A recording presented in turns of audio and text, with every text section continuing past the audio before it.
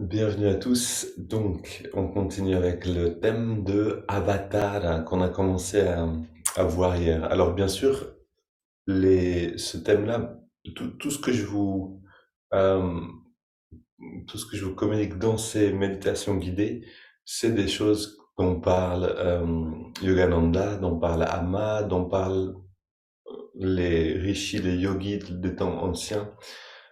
Bien sûr, on n'est pas obligé de croire en ces choses pour que la méditation nous fasse du bien.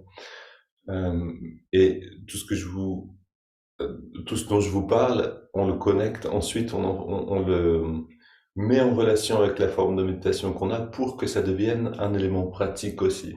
Donc sinon, il n'y a pas beaucoup d'intérêt à juste euh, croire ou entendre des choses sans voilà, les vivre, sans les pratiquer. Donc tout ça pour dire que c'est, voilà, si ça vous parle pas, vous pouvez simplement le voir comme euh, une information culturelle. Voilà. Et puis si ça vous parle, tant mieux, et ça peut venir alimenter euh, une vision de la vie. Cette vision est très ouverte en fait, hein, puisque ça peut remettre, et puis surtout, ça peut nourrir cette manière de méditer qu'on a déjà avec des nouveaux éléments. Donc, on va continuer aujourd'hui euh, avec l'avatar, donc la descente du divin dans la chair, et voir ce que Amma en dit. On ferme les yeux et on se rappelle d'un film drôle. Voilà, je vois des sourires déjà qui arrivent. Très bien, gardez ce bon sourire sur le visage.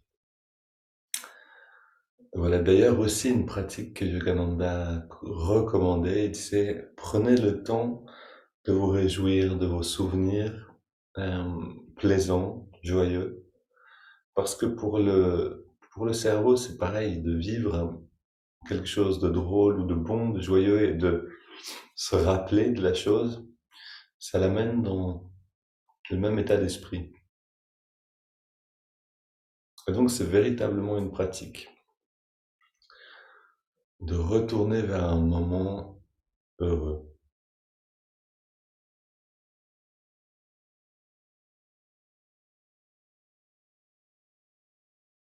Et voilà aussi une manière donc de permettre à cette qualité divine qu'est la joie de s'incarner en nous-mêmes. C'est le même principe de l'avatar, mais appliqué à une énergie, à une humeur, une bonne humeur.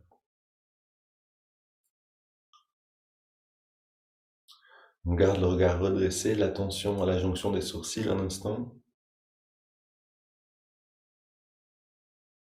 et on demande intérieurement à ces bonnes qualités de venir s'incarner en nous.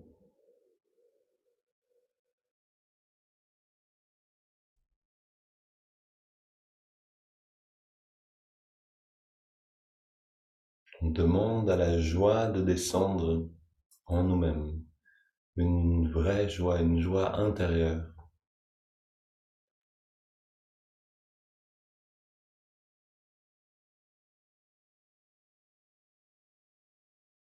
On demande à devenir un avatar, une incarnation d'une joie divine.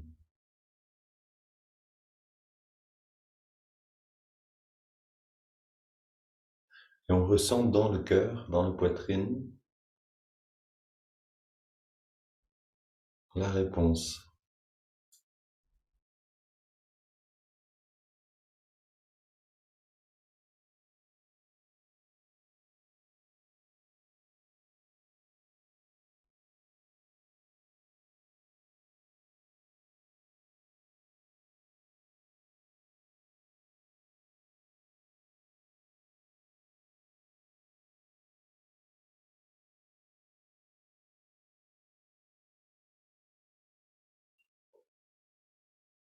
Et de cette manière, devenant un avatar de joie divine, on garde cette qualité précieusement dedans. On prend une inspiration profonde, on entrelace les doigts.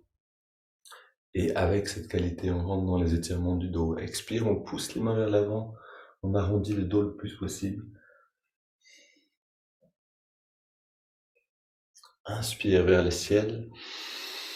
On étire le dos, la colonne. Expire, on se penche vers la gauche.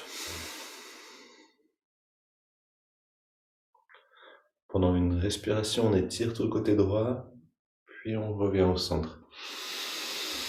Expire vers la droite. On étire le côté gauche.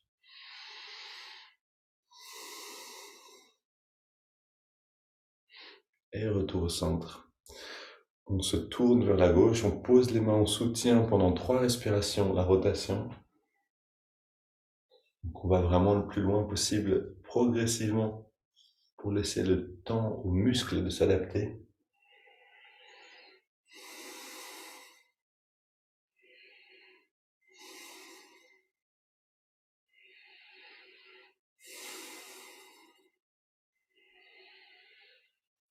Et on revient au centre. À nouveau, un petit étirement vers le ciel avant de se tourner à droite. Expire, on se tourne à droite. On pose les mains, même chose, en soutien. Et on va de plus en plus loin, progressivement dans la rotation, en respirant pleinement.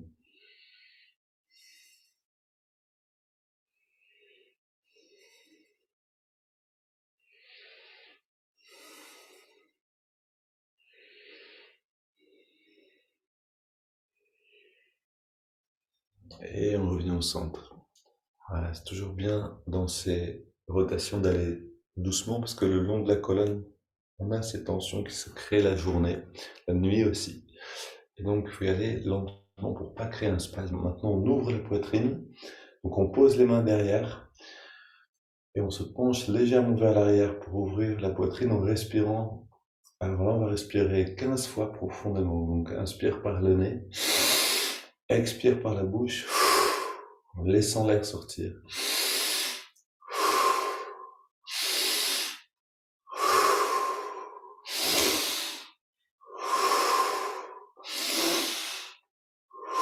Voilà, et on peut respirer assez vigoureusement ou plus lentement, c'est comme vous voulez. Mais l'important, c'est de faire rentrer beaucoup d'oxygène pour créer à la fin un coussin d'air et d'oxygène.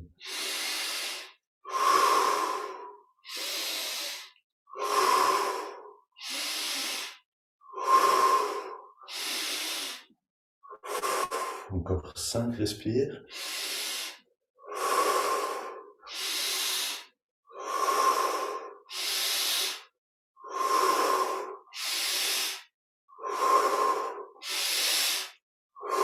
Dernière.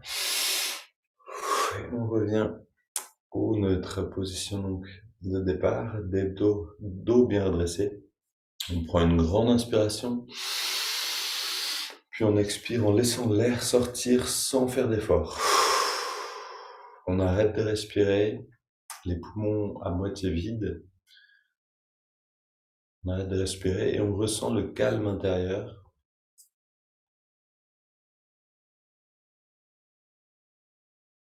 À la gaie de toutes les sensations intérieures, de pulsations, de fourmillements et de bien-être.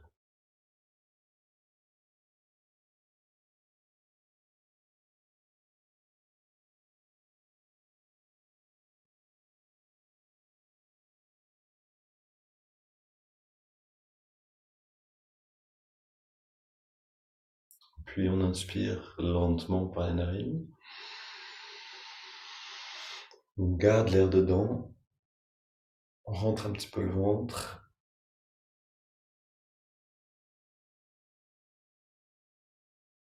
On relâche le ventre et on expire.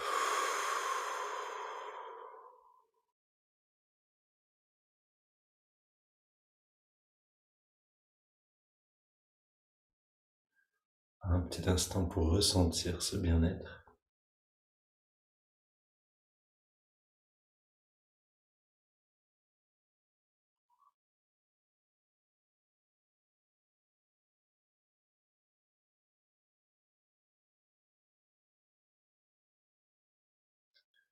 Voilà, même juste 3 respirations pendant lesquelles on est entièrement conscient de ces sensations intérieures nous permettent de ramener la conscience dedans.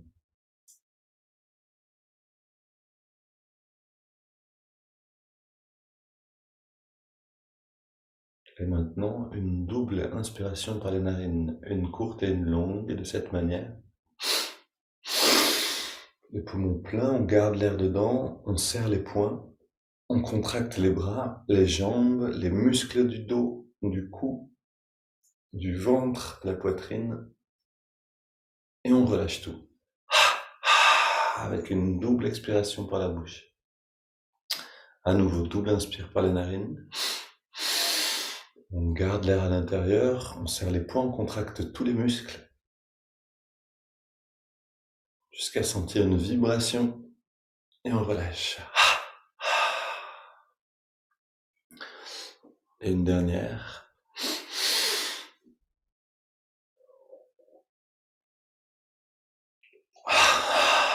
On détend tout et on ressent cette détente. Et même chose, 3 respirations pendant lesquelles on est présent entièrement, nous permettent de faire un grand pas vers l'intérieur.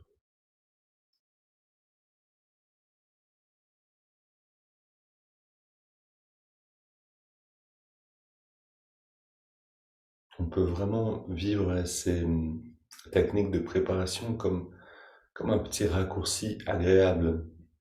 Au lieu de commencer la méditation à l'extérieur, on crée un coussin d'intériorité, de bien-être.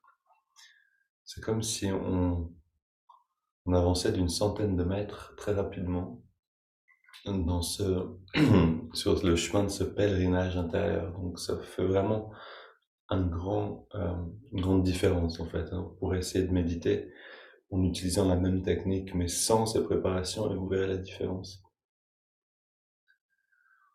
Et puis on inspire par les narines sur 5 pour accorder le cœur et le mental. Inspire.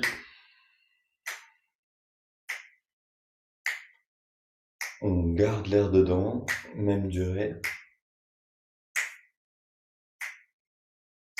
Et on expire sur la même durée.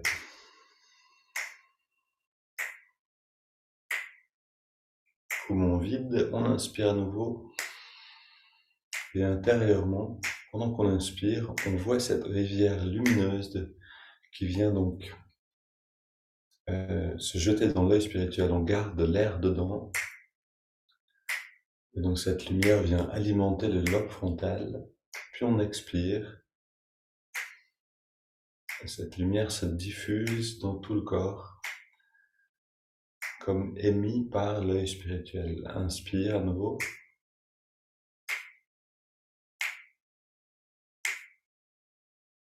On garde.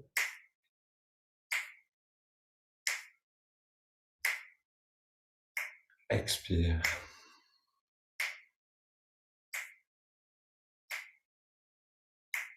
Inspire.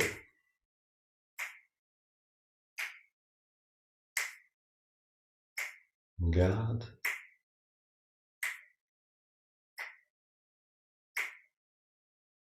Expire.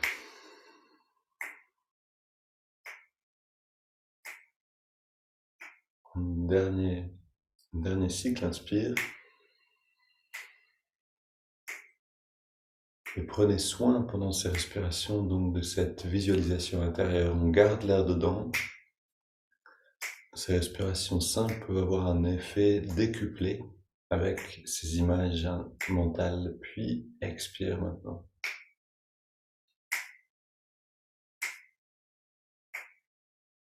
Une grande inspire. Et on laisse l'air aller et venir à son rythme sans plus contrôler la respire. Et on apprécie pleinement, on savoure ce coussin de bien-être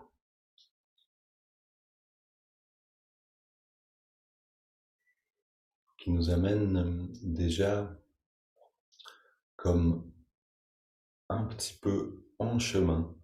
Si on prend l'image de monter une montagne, On a déjà gravi quelques bonnes centaines de mètres, donc il y a un bien-être intérieur. Et ce bien-être égale ou équivaut à une clarté du mental, hein. Plus je me sens bien, plus je suis dans le corps, et plus je suis dans le corps, et plus le mental s'apaise. Écoutons un instant ce texte donc issu du livre d'Alma qui s'appelle Éveillez-vous mes enfants, le tome 9. Quelqu'un posa une question à Amma.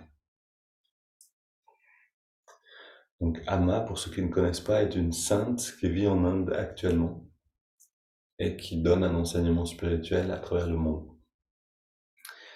Donc la question posée, Amma, tu as dit qu'il y avait eu d'innombrables avatars de Krishna et de Rama, mais la tradition nous a transmis l'histoire d'un seul Rama, d'un seul Krishna. Que veux-tu donc dire? Amma répond, aujourd'hui encore, Rama, Krishna et Bouddha pourraient revenir, et cela se produit. Mais les gens n'ont pas les yeux pour le voir. Ne cherchez pas Rama ou Krishna sous les mêmes formes qu'auparavant. Si vous cherchez Rama pourvu d'un arc et de flèches, ou Krishna portant une plume de paon et jouant de la flûte, vous allez immanquablement être déçus. Dieu n'est pas avare, il dépense sans compter. Prodigue, il apparaît sous de nombreuses formes pour le bien de l'humanité. Rama, Krishna et Bouddha apparaissent sous des aspects variés. Vous ne les trouverez certes pas en ce monde si vous vous attendez à ce qu'ils aient exactement le même corps que jadis, portent les mêmes vêtements, si vous pensez que leur jeu divin, leur rôle sera identique à ce qu'il fut. Non, ils ne seront pas rigoureusement les mêmes, mais si vous éprouvez le désir ardent de les rencontrer, il est possible de les trouver. Cherchez l'amour divin, capable d'aimer tous les êtres de manière égale et inconditionnelle. Cherchez la compassion infinie, l'humilité et le sacrifice de soi. Partout où vous trouverez ces qualités, Rama et Krishna seront présents.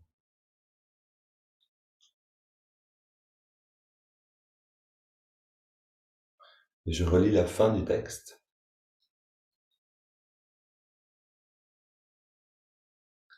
Cherchez l'amour divin, capable d'aimer tous les êtres de manière égale et inconditionnelle. Cherchez la compassion infinie, l'humilité et le sacrifice de soi.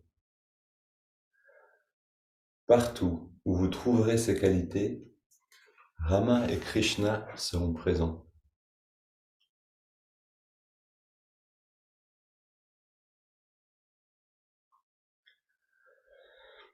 Et peut-être que Rama et Krishna ne vous parlent pas beaucoup.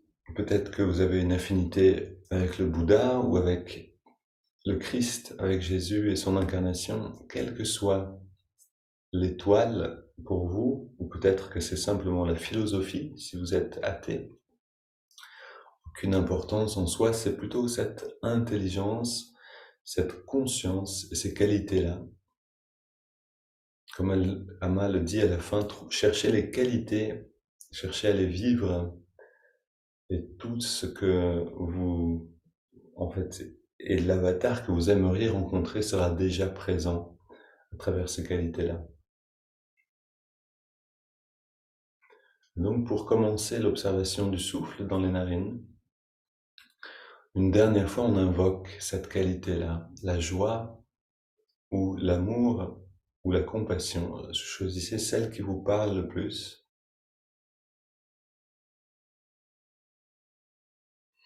Et en s'adressant à cette qualité, comme à un être, demandez-lui de s'incarner en vous-même.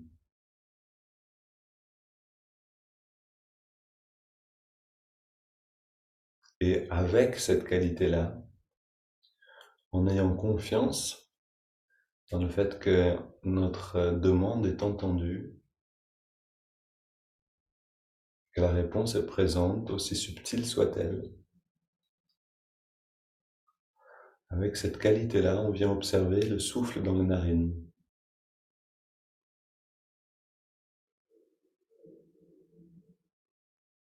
Si c'est la joie qu'on a demandé, on sent qu'on se réjouit à chaque respiration de cette sensation du souffle vital.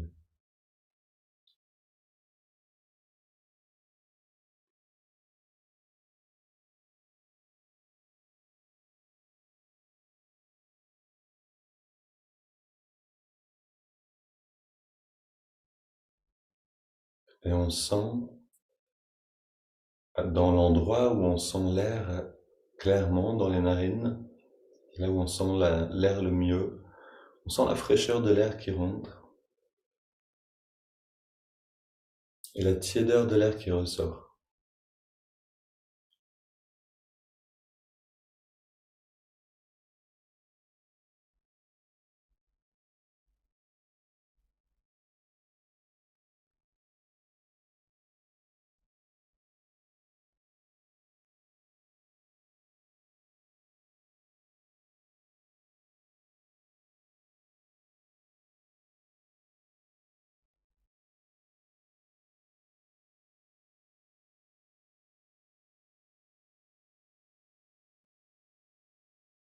Et on va jusqu'à sentir très clairement le contraste entre l'inspire et la fraîcheur de l'inspire et la tiédeur de l'expire.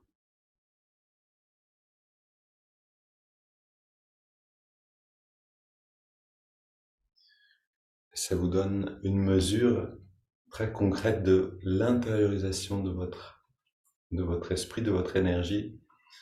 Au début, on sent à peine ce contraste, et avec notre attention, avec l'intention aussi, on arrive à le sentir très clairement.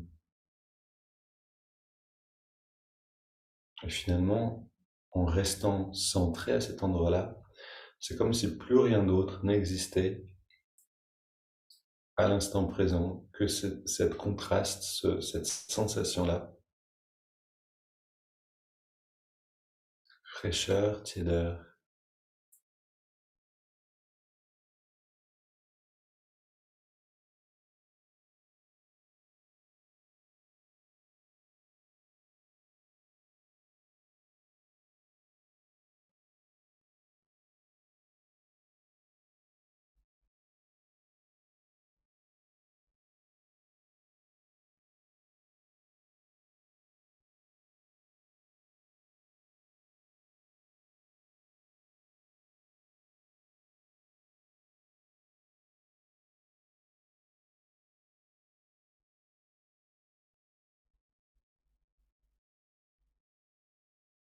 Et pour augmenter, donc pour plutôt approfondir la détente des muscles, qui est cet autre élément clé pour le retrait des sens, donc on active, on intègre le mouvement du doigt de la main droite. Pendant l'inspiration non contrôlée, pendant l'inspiration donc, l'index de la main droite revient très légèrement vers la paume de la main, juste d'un centimètre ou deux. Et pendant l'expiration, on relâche le doigt complètement, relâchant par la même occasion tous les muscles du corps.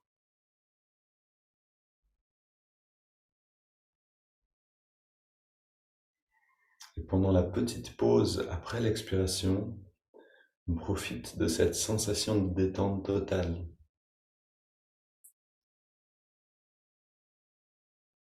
À l'inspire, l'index de la main droite revient très légèrement vers la paume, et à l'expire, on relâche le doigt complètement.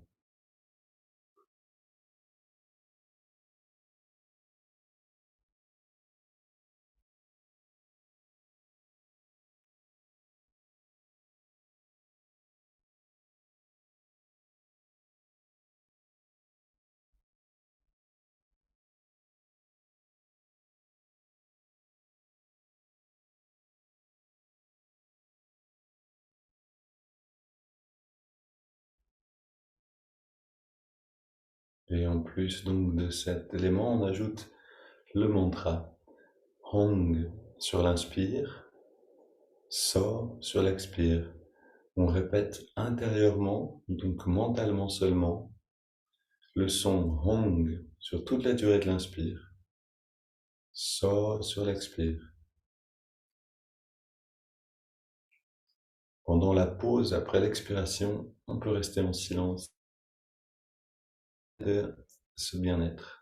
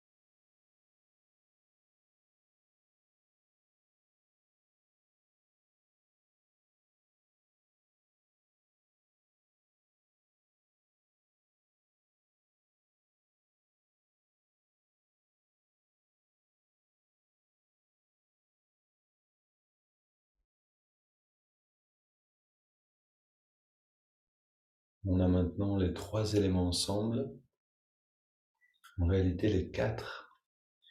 Le premier étant l'observation du souffle dans les narines, le mouvement du doigt qui amène à une grande détente toujours plus profonde, et le mantra Hong So. Le quatrième élément, si on veut le voir comme ça, c'est ce petit moment de pause après l'expire, pendant lequel on sent ce bien-être s'épanouir, grandir, de respiration en respiration.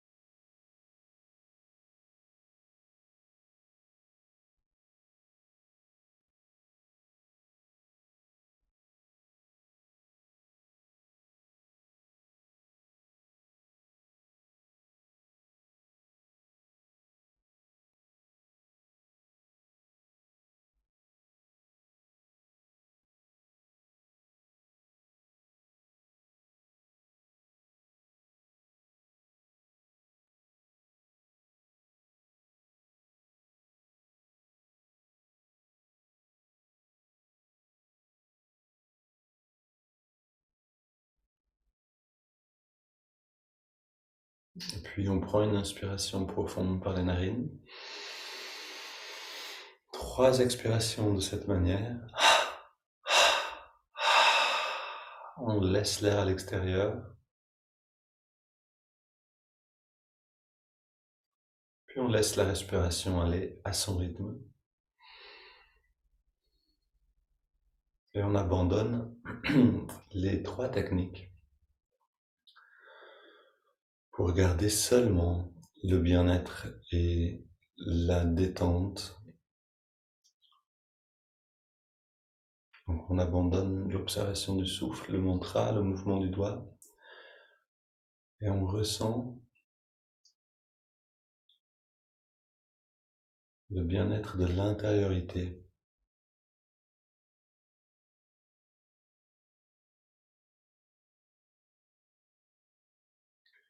Et en ressentant et en vivant consciemment ce bien-être-là, cet état va s'épanouir naturellement.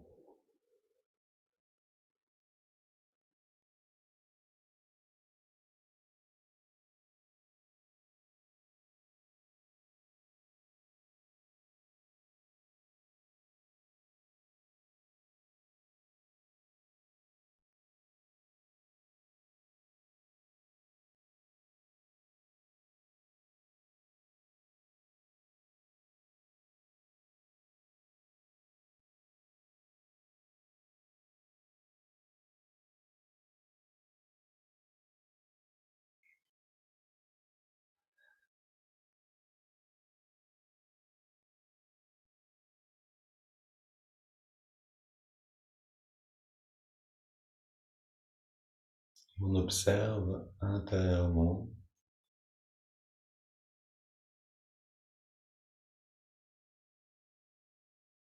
l'état de méditation qui envahit le corps tout entier, comme une lumière qui vient inonder, nourrir chaque cellule du corps.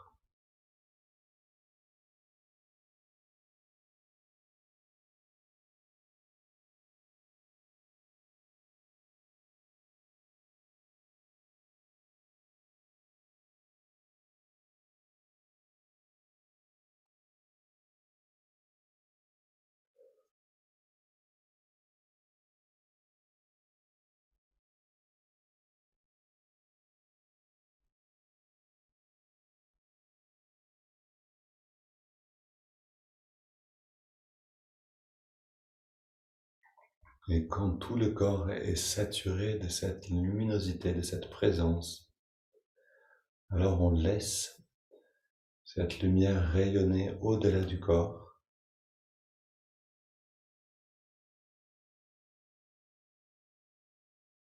Et c'est notre conscience même qui devient subtile et qui dépasse les limites du corps physique.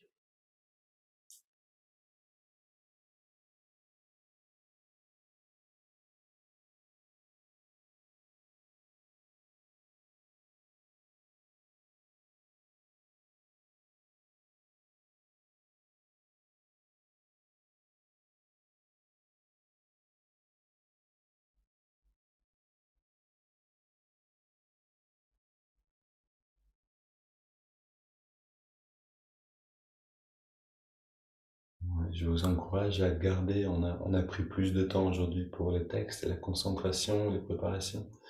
Maintenant, c'est l'état de méditation en lui-même, c'est cet état-là qu'on cherche à atteindre et dont on veut faire l'expérience. C'est lui qui transforme véritablement notre conscience. Donc, je vous encourage à rester encore autant que vous sentez ce bien-être. Ça peut être 5 minutes, ça peut être une demi-heure, c'est vraiment vous qui voyez.